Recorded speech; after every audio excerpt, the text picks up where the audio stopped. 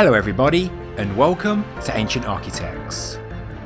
Please subscribe now to get the latest ancient history news and independent research from around the world. Earlier this week, Live Science announced the discovery of hundreds of stone structures in the Western Sahara, dating back many thousands of years. The study area is a 3.5 square mile plot of land that is relatively untouched by archaeologists. But a new book titled The Archaeology of Western Sahara, a Synthesis of Fieldwork 2002 to 2009 sheds new light on this unknown world. Between the dates mentioned in the title of the paper, archaeologists conducted a series of field surveys, small-scale excavations, as well as analysing satellite images on Google Earth, and they discovered more than 400 ancient stone monuments. Due to years of conflict in the region, archaeologists have rarely ventured in, but as Joanne Clark, a senior lecturer at the University of East Anglia, and Nick Brooks, an ecologist specialising in climate change, point out, the people living in the area have long known about the mysterious ancient structures. The only other work done to date was by Spanish researchers who documented some of the amazing rock art found in the region. The area in question is just north of the village of Tifariti, and the stone monuments found there come in all shapes and sizes, designed in a variety of ways. They include stone circles, stone rows, crescents, as well as rectangular shapes that look like platforms.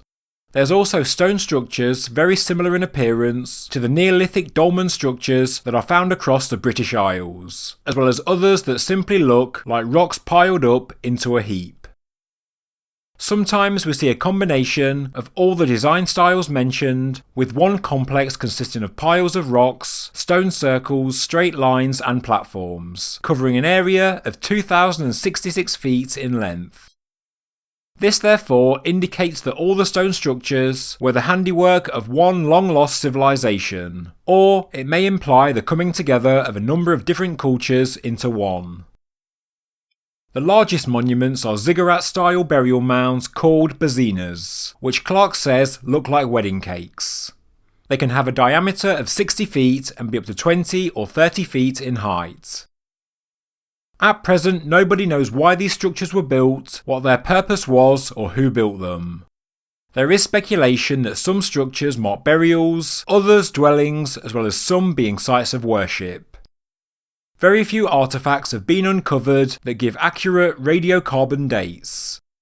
2 heaps of rock did contain human remains that date back to 1,500 years, but as the majority of the structures bear a striking resemblance to those from the Neolithic era of Europe and Africa, we are probably looking at something far older.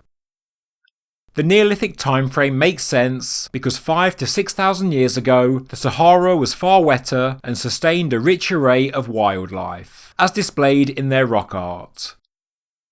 At the Urquiez Archaeological Park in Western Sahara, we find hundreds of caves scrawled with rock paintings showing giraffes, rhinos, elephants, antelopes, gazelles, sheep and cattle.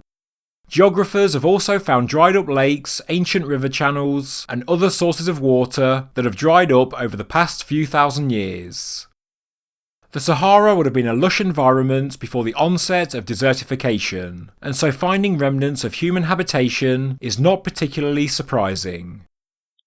The experts believe the main bulk of the structures date from between 10,000 and 3,000 years ago.